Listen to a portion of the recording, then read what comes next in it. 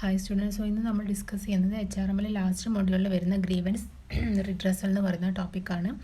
Grievance redressal എന്ന് പറയുന്നത് നമ്മളൊരു പ്രോബ്ലം സോൾവ് ചെയ്യാൻ ഒരു ഓർഗനൈസേഷനിലുള്ള ഒരു അതോറിറ്റി അവരെങ്ങനെയാണ് ഒരു പ്രോബ്ലം സോൾവ് ചെയ്യുന്നത് എന്നുള്ളതാണ് ഗ്രീവൻസ് റിഡ്രസൽ. ഗ്രീവൻസ് എന്ന് പറഞ്ഞാൽ പ്രോബ്ലംസ്, റിഡ്രസ് ചെയ്യുക എന്ന് പറഞ്ഞാൽ അത് സോൾവ് ചെയ്യുക.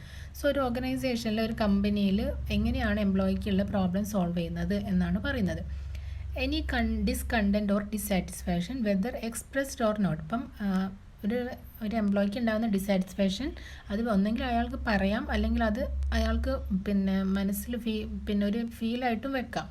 വെദർ വാലിഡ് ഓർ നോട്ട്, ആ ഒരു ഡിസാറ്റിസ്ഫാക്ഷൻ മേ ബി കറക്റ്റ് ആയിക്കൊള്ളുന്നില്ല, അയാൾ അസംഷൻ ചിലപ്പം തെറ്റായിരിക്കാം എംപ്ലോയിൻ്റെ, ബട്ട് അത് ഒരു പ്രോബ്ലം ആണെന്നാണ് പറയുന്നത്. Arising out of anything connected with the company which an employee thinks, believe or even feels to be unfair, unjust or inequitable.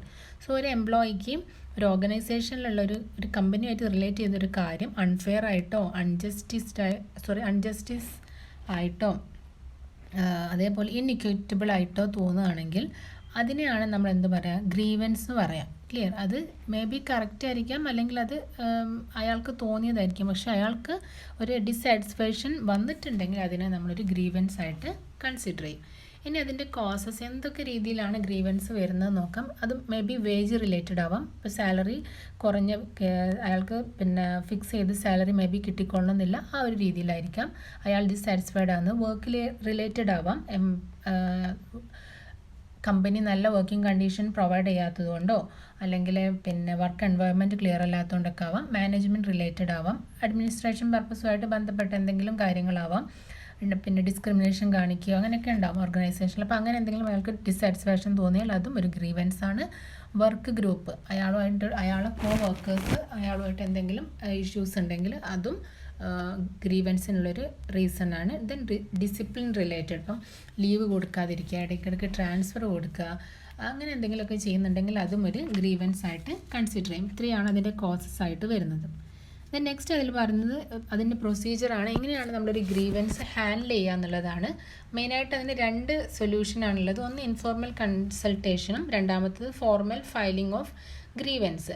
Informal കൺസൾട്ടേഷനിൽ if an employee have any issue or grievance, അയാൾ എന്ത് ചെയ്യും, just അത് അയാളുടെ immediate സൂപ്പർവൈസറായിട്ട് discuss ചെയ്യും, അല്ലെങ്കിൽ അയാളുടെ ഒരു കാഷ്വൽ ടോക്കിൽ അത് പറയും. If the supervisor can solve that problem clear ആയി. ഇനി അതിന് അയാൾക്കും പറ്റുന്നില്ല, ഇപ്പം ഇമ്മീഡിയറ്റ് സൂപ്പർവൈസർക്കും അത് പറ്റുന്നില്ലെങ്കിൽ എന്ത് ചെയ്യും, അയാൾ വേറെ ഏതെങ്കിലും പേഴ്സണൽ റിലേഷൻസ് ഓഫീസറുമായിട്ട് അസിസ്റ്റ് ചെയ്തിട്ട് ആ ഒരു പ്രോബ്ലം സോൾവ് ചെയ്യും. വേറെ ഡോക്യുമെൻറ്റ്സ് പ്രിപ്പറേഷനോ അങ്ങനെ ഒന്നുമില്ല, ജസ്റ്റ് കാഷ്വൽ ടോക്കിൽ കൂടെ തന്നെ ആ ഒരു പ്രോബ്ലം സോൾവ് ചെയ്യുന്നതാണ് ഇൻഫോർമൽ കൺസൾട്ടേഷൻ എന്ന് പറയുന്നത്. ഇനി ഫോർമൽ ഫയലിംഗ് ഓഫ് ഗ്രീവൻസ് ആണെങ്കിൽ ഒരുപാട് പ്രൊസീജിയേഴ്സ് ഉണ്ട്. ഒരു കംപ്ലയിൻറ്റ് എഴുതിയിട്ട് ആ കംപ്ലയിൻറ്റ് ആദ്യം സൂപ്പർവൈസർക്ക് കൊടുക്കും, അത് കഴിഞ്ഞിട്ട് എംപ്ലോയി റിലേഷൻഷിപ്പ് ഓഫീസർക്ക് കൊടുക്കും. അങ്ങനെ ആ ഒരു രീതിയിൽ ആ ഒരു പ്രോബ്ലം സോൾവ് ചെയ്യുന്നതാണ് ഫോർമൽ ഫയലിംഗ് ഓഫ് ഗ്രീവൻസ്. അപ്പോൾ അതിലൊരു കേസ് ഫയൽ ചെയ്തതിന് ശേഷമാണ്, അല്ലെങ്കിൽ ഒരു കംപ്ലയിൻറ്റ് ഡോക്യുമെൻറ്റിൽ ആയതിനു ശേഷമാണ് സോൾവ് ചെയ്യുന്നതെങ്കിൽ ഇൻഫോർമൽ കൺസൾട്ടേഷൻ ജസ്റ്റ് ഒരു കാഷ്വൽ ടോക്കിൽ കൂടെ തന്നെ ഒരു പ്രോബ്ലം സോൾവ് ആണ്. ഇതാണ് രണ്ട് പ്രൊസീജിയർ എന്ന് പറഞ്ഞ ഇൻഫോർമൽ കൺസൾട്ടേഷനും ഫോർമൽ ഫയലിംഗ് ഓഫ് ഗ്രീവൻസും. ദെൻ നെക്സ്റ്റ് പറയുന്നത് അതിൻ്റെ ഡിഫറെൻറ്റ് അപ്രോച്ചസ് ആണ്, അല്ലെങ്കിൽ ഏത് രീതിയിലാണ് നമ്മൾ ആ ഒരു പ്രോബ്ലം സോൾവ് ചെയ്യുന്നത്. പ്രൊസീജിയർ നമ്മൾ പറഞ്ഞെങ്കിലും ഇത് രണ്ട് മെത്തേഡാണ്. അതിൽ തന്നെ നമുക്ക് അതിൻ്റെ ഒരു സ്റ്റെപ്സ് എങ്ങനെയാണ് വരുന്നത് എന്നുള്ളത് നോക്കാം. ഫസ്റ്റ് ഐഡൻറ്റിഫൈ ഗ്രീവൻസ്, എന്താണോ ഇഷ്യൂ എന്നുള്ളത് ആദ്യം നമ്മൾ ഐഡൻറ്റിഫൈ ചെയ്യുക. ദെൻ അക്നോളജ് ദ ഗ്രീവൻസ്, ആ ഒരു ഇഷ്യൂ ഇപ്പോൾ ഒരു എംപ്ലോയി നമ്മുടെ അടുത്ത് വന്നിട്ട് കംപ്ലയിൻറ്റ് പറയുകയാണെങ്കിൽ വി അഗ്രി ദാറ്റ് ഇഷ്യൂ, നമ്മളത് എന്താ പറയുക, അതിന് ആൻസർ, അല്ലെങ്കിൽ നമ്മളത് അനുസരിക്കുക, അല്ലെങ്കിൽ അതിനൊരു റെക്കഗ്നേഷൻ കൊടുക്കുക. അപ്പോൾ ഒരാൾ കംപ്ലയിൻറ്റ് പറയുന്ന സമയത്ത് ഓക്കെ എന്ന് പറഞ്ഞ് നമ്മൾ അതിനെ ആക്സെപ്റ്റ് ചെയ്യാൻ നോക്കുക. അതിന് ശേഷമാണ് നമ്മളത് ശരിയാണോ തെറ്റാണോ നോക്കുക. ഇപ്പോൾ ഒരാൾ കംപ്ലയിൻറ്റുമായിട്ട് വരുന്ന സമയത്ത് നമ്മളതിനെ ഒന്ന് ലിസൺ ചെയ്യാൻ നോക്കുക. ദെൻ ഗ്യാതറിങ് ഫാക്ട്സ്, അപ്പം ഒരു പ്രോബ്ലം കേട്ടപാട് തന്നെ അതിനൊരു തീരുമാനം എടുക്കുന്നതിന് പകരം അതിനുമായിട്ട് റിലേറ്റ് ചെയ്ത ഫാക്റ്റുകൾ, അതായത് അത് അയാൾ പറഞ്ഞ കാര്യം കറക്റ്റാണോ അല്ലേ എന്നുള്ള കാര്യങ്ങളൊക്കെ അറിയാൻ വേണ്ടിയിട്ട് ഒരുപാട് ഇൻഫർമേഷൻസ് കളക്ട് ചെയ്യാം. Then assessing fact may be documents ആവാം, അല്ലെങ്കിൽ നമ്മൾ ആരോടെങ്കിലും ചോദിച്ചിട്ടാവാം. അപ്പോൾ ആ ഇൻഫർമേഷൻസ് ഒന്നുകൂടെ അസസ് ചെയ്ത് നോക്കുക, ഒന്നുകൂടെ വെരിഫൈ ചെയ്ത് നോക്കുക. ദെൻ അത് കറക്റ്റ് ആണെങ്കിൽ നമ്മൾ അതിന് വേണ്ടിയിട്ടുള്ള ഡിസിഷൻസ് എടുക്കുക.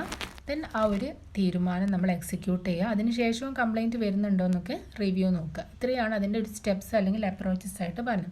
First identify grievance, acknowledge the grievance, gathering facts, assessing facts, decision making, execution and review. പിന്നെ അതിൽ വരുന്ന ലാസ്റ്റ് ടോപ്പിക്കാണ് principles of good grievance handling procedure. ഒരു നല്ലൊരു ഗ്രീവൻസ് ഹാൻഡ്ലിംഗ് പ്രൊസീജിയർ ആണെങ്കിൽ അത് എന്തൊക്കെ പ്രിൻസിപ്പിൾസ് ആയിരിക്കണം ഫോളോ ചെയ്യേണ്ടത്. ഒന്ന് ഫെയർനെസ് ഇൻ പ്രൊസീജിയർ, അതായത് ഒബ്ജക്റ്റിവിറ്റി, പേഴ്സണൽ ബയാസ് ഒന്നും ഇല്ലാതായിരിക്കണം ഒരു ഗ്രീവൻസ് ഹാൻഡിൽ ചെയ്യേണ്ടത്. ദെൻ ഡെഫിനിറ്റ് ആൻഡ് ക്ലിയർ, നമ്മളെ ഒബ്ജക്റ്റ് എന്താണെന്നുള്ളത് ക്ലിയർ, അല്ലെങ്കിൽ നമ്മുടെ പ്രൊസീജിയർ ക്ലിയർ ആയിരിക്കുക, സിമ്പിൾ പ്രൊസീജിയർ ആയിരിക്കുക, ടൈം ബൗണ്ട്. ഒരു ഇഷ്യൂ നമ്മൾ ഏറ്റെടുത്താൽ അതൊരു കറക്റ്റ് ടൈമിനുള്ളിൽ അത് സോൾവ് ചെയ്തിട്ട് കൊടുക്കുക. എംപ്ലോയി കോൺഫിഡൻസ് പറഞ്ഞാൽ ആ ഒരു പ്രോബ്ലം നമ്മൾ കറക്റ്റായിട്ട് ഹാൻഡിൽ ചെയ്യുന്ന സമയത്ത് എംപ്ലോയിയുടെ കോൺഫിഡൻസ് ഇമ്പ്രൂവ് ചെയ്യും അല്ലേ, അല്ലെങ്കിൽ എംപ്ലോയിക്ക് ഓരോ കമ്പനിയായിട്ട് നല്ലൊരു കോൺഫിഡൻസ് വരും. ദെൻ റെസ്പോൺസിബിലിറ്റി, റെസ്പോൺസിബിലിറ്റി എന്ന് പറഞ്ഞാൽ റെസ്പോൺസിബിലിറ്റി സൂപ്പർവൈസർ റെസ്പോൺസിബിലിറ്റിയാണ്. ഒരു പ്രോബ്ലം കിട്ടിയാൽ ഇത് സോൾവ് ചെയ്തിട്ട് എംപ്ലോയിനെ സാറ്റിസ്ഫൈഡ് ആക്കുക എന്നുള്ളത് സൂപ്പർവൈസറെ റെസ്പോൺസിബിലിറ്റിയാണ്. ദെൻ ലോങ് ടേം ഇമ്പാക്റ്റ്, നമ്മൾ ഈ പ്രോബ്ലം നമ്മൾ സോൾവ് ചെയ്യുന്ന സമയത്ത് അത് ഇന്ന് ഒരു പ്രോബ്ലം വന്നു നമ്മളത് സോൾവ് ചെയ്തു, നാളെ തന്നെ വീണ്ടും ആ പ്രോബ്ലം വരും. നമ്മൾ ലോങ് ടേം ആയിട്ടൊരു സൊല്യൂഷൻ ആയിരിക്കണം ആ ഒരു പ്രോബ്ലത്തിന് കാണേണ്ടത്. അപ്പോൾ ഇത്രയാണ് ഗ്രീവൻസിൽ വരുന്നത്. അതിൻ്റെ ഡെഫിനേഷൻ നോക്കാം. ദെൻ അതിൽ നമ്മൾ അതിൻ്റെ പ്രൊസീജിയേഴ്സ് പറഞ്ഞു, സ്റ്റെപ്സ് പറഞ്ഞു, പ്രൊസീജിയേഴ്സ് പറഞ്ഞു, പ്രിൻസിപ്പിൾസ് പറഞ്ഞു, കോസസ്, ഈ 4 കാര്യങ്ങൾ. സോ ഇതിൽ വരുന്നത് ഇപ്പോൾ നമ്മൾ ഡിസ്കസ് ചെയ്തത് അതിൻ്റെ മീനിങ് എന്താണെന്ന് പറഞ്ഞു, കോസസ് പറഞ്ഞു, then procedures, approaches and principle. അപ്പോൾ ഇത്രയും കാര്യങ്ങൾ ഗ്രീവൻസ് റിഡ്രസ്സിൽ നിന്ന് നോട്ട് ചെയ്തിട്ട് വെക്കുക. Okay, thank you.